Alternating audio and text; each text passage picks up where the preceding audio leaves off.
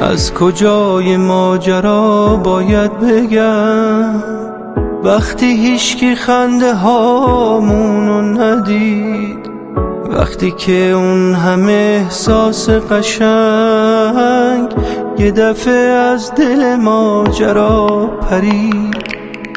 از ته قصه به اولش برم یا از اول برسم به آخرش، بی سر و ته به نظر نمیرسه. وقتی پای تو وسط باشه و عشق، وقتی پای تو وسط باشه و عشق، حاضرم دار و ندارم و بدم تا یه مرتبه دیگه ببینمت که تموم حسم و بهت بگم.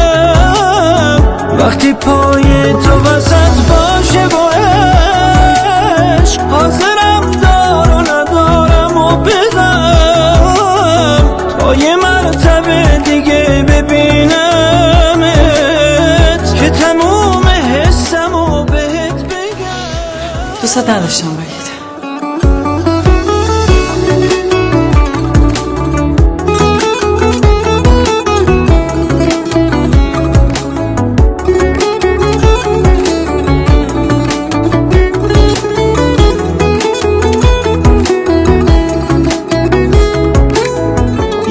نه سراغی از تو میگیرن، نمیپرسن حال و احوال تو رو، همه جا فقط صدای تو میاد که داری بهم میگی برو برو.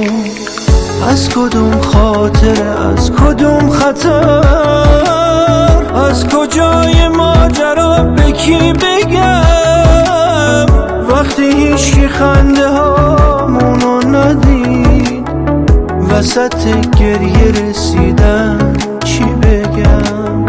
وقتی پای تو وسط باشه و عشق، حاضر